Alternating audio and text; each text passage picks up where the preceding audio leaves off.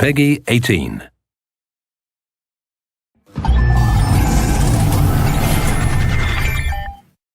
Hello everyone, I'm Colin Graham. I'm the animation director on Watch Dogs, and today I'm excited to present to you a vertical slice of the Watch Dogs free roaming experience.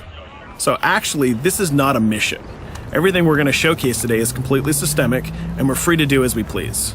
We start off in the wards, the low-income district of our interpretation of Chicago. When creating the world of Watch Dogs, we wanted to stay true to the city and give a unique flavor to each and every neighborhood, not only in terms of the architecture, but also in terms of the people that you'll encounter and what is happening in their day-to-day lives.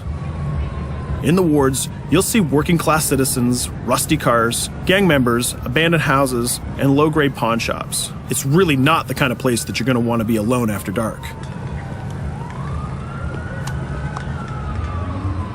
Nowadays, modern cities are increasingly managed by software, controlling traffic lights, electricity grids, and surveillance systems. In our version of Chicago, this management software is called CTOS, or the Central Operating System. The CTOS controls everything in the city, and it was created by the Bloom Corporation. Since the CTOS has been installed in Chicago, people get to work faster, the crime rate has dropped, and the communication networks are now more accessible and stable than they ever were before.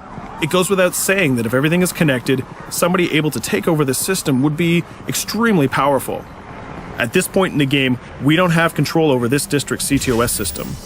The icons that you see over people's head mean that we cannot hack into their mobile devices at the moment. We need to find the CTOS control center, install a backdoor virus into the system to take control over all of the infrastructure in this district. There it is, the CTOS control center.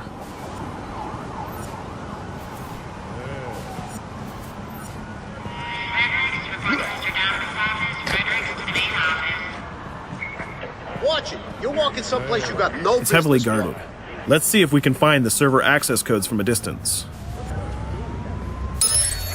With cameras, we can explore restricted areas without being spotted, tag different guards, and access details on their lives. What the hell is she doing with that weasel motherfucker? It seems that Bloom employees all have a sort of shady past.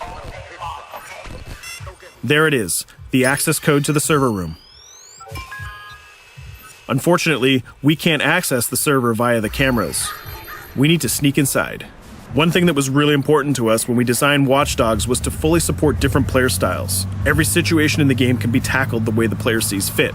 In this situation, we can go all out guns blazing, completely stealth without the guards ever seeing us, or we can hack from a distance without ever setting foot inside the restricted area. Let's hack this forklift. Aiden can use the environment to distract and lure guards. Pretty much anything you hack has multiple functions. So, for example, you could use this forklift to access the roof, or you could use it to create cover. Hacking in Watch Dogs is all about player expression. Let's set an improvised explosive device so we can hack it a little bit later.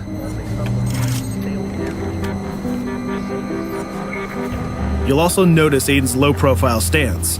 This indicates when the guards are unaware of our presence. We'll try to reach the upper level of the building to see if we can gain a vantage point over our opponents. Everything in the environment can be hacked, so we're going to make some dynamic cover. That's how you spend a day off. Some quality meat. We'll use this forklift to lure the guard towards our IED that we set earlier. Let's see how this plan unfolds. You're working them on.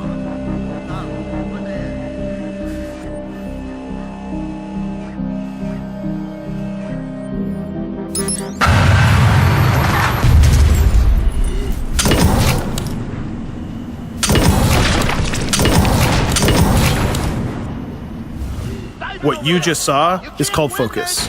It represents Aiden's analysis capabilities and his quick reflexes.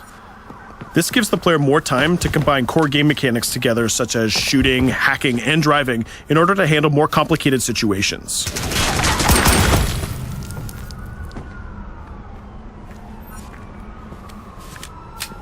Now we can access that control room.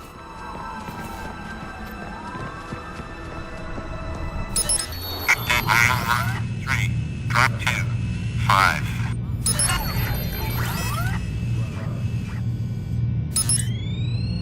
Now we'll be able to hack all of the devices connected to the CTOS within the districts. Thousands of cameras, traffic lights, the electricity grid, and most importantly, all of the citizen information profiles. We can also benefit from the Chicago Police Department Crime Prediction System, which uses facial and pattern recognition to spot potential criminals or potential victims.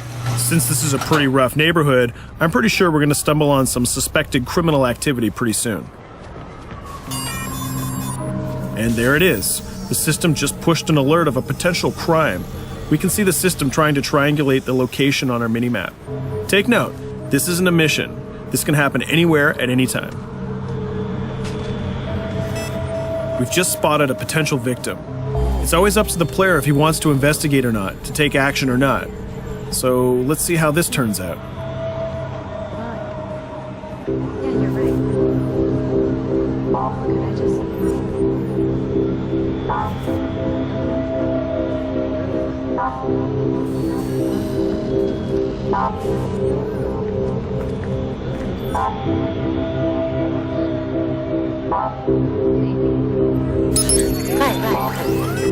You think you're leaving me? Huh? Jesus, I told you to stay away from me! You belong to me now. Get it? You better leave or I'll call the cops! I'll fucking kill you, goddammit. Get off! Yo! That was close. Good thing that we intervened. We managed to prevent the crime, but we triggered a chase. From here, the criminal's behavior is unpredictable. He can try to get away, shoot back at us, surrender, or call for backup.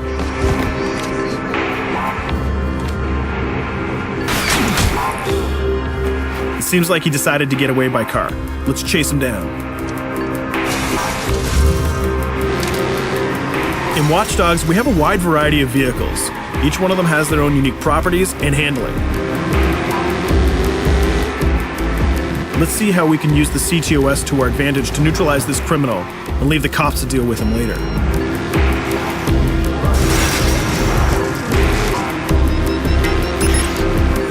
The chase stops right here. Using the blockers usually reserved for the cops during interventions, we managed to stop this criminal without killing him.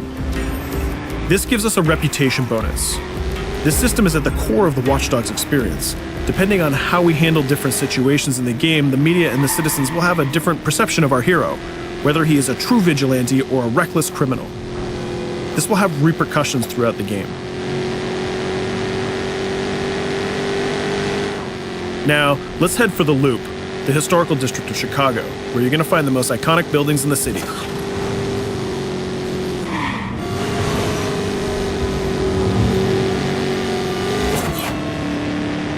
We're going to go to a gun shop to see what arsenal is available for players.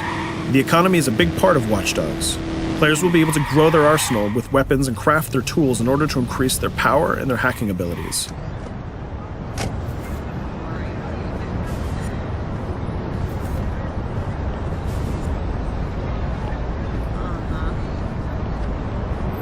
No, it's okay. Yeah. You will find all of the weapons that you would expect in a traditional shooter. Pistols, assault rifles, guns, sniper rifles, and grenade launchers, just to name a few. A lot of bullets were fired in our last encounter with the CTOS guards. Let's stock up on some more ammo. Finding everything.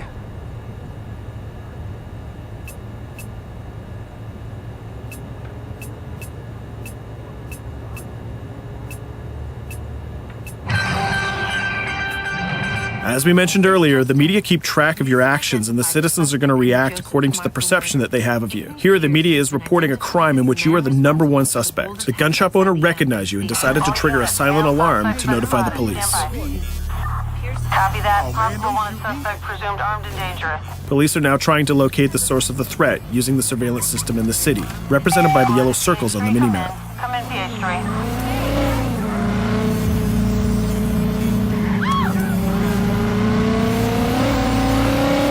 Aiden is able to stall their efforts by hacking into their communication systems while avoiding the scanning areas.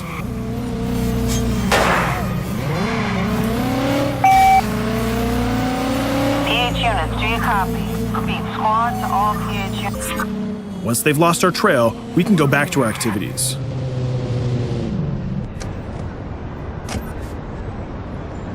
One thing that Bloom did to win over the population of Chicago with the CTOS project was to install free Wi-Fi hotspots throughout the city. Free Wi-Fi is cool, but not very safe with someone like Aiden Pierce around. Hacking into this box is going to give us access to every device that's connected to it. So let's see where that brings us.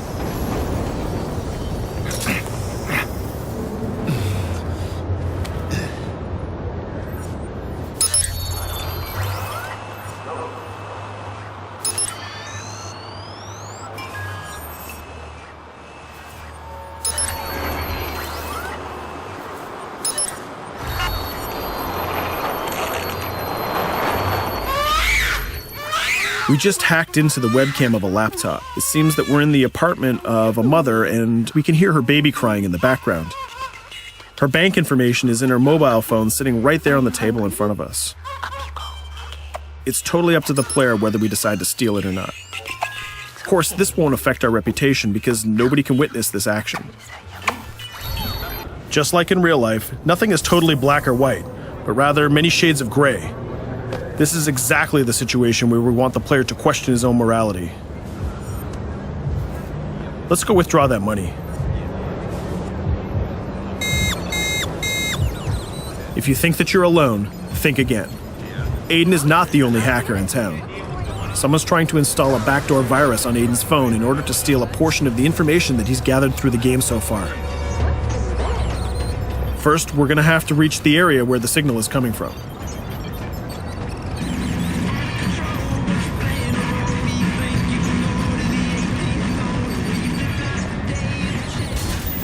Using our profiler, we're going to try to identify the hacker before the installation finishes.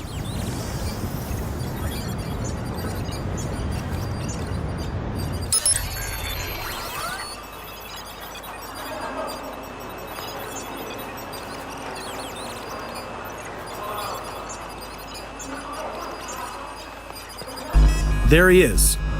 In Watch Dogs, things aren't always what they seem to be. This is actually another player that seamlessly came into our single-player experience. Let's not let him get away with this. We're going to teach this guy a lesson.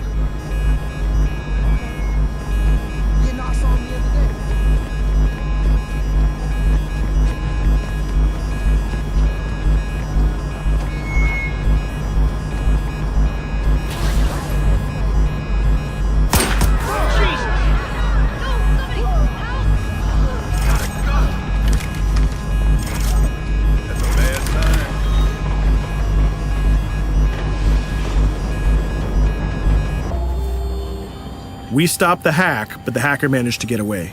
I don't know about you, but we can't let this pass by. We need to retaliate. Using the grid, let's see if we can find that second player. There he is. Let's enter his game seamlessly.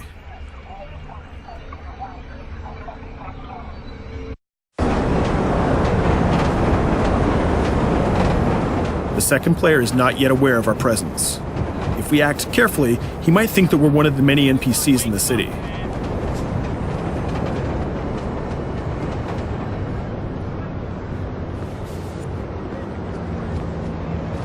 What was that?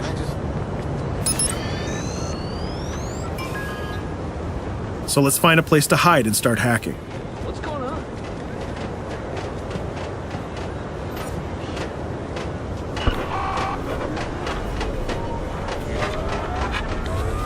The second player has just been alerted that a breach has occurred on his phone.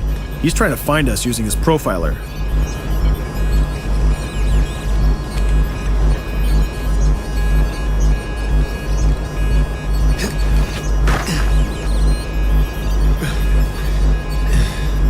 He's dangerously close. Let's hide in the car. We're spotted. Let's get out of there.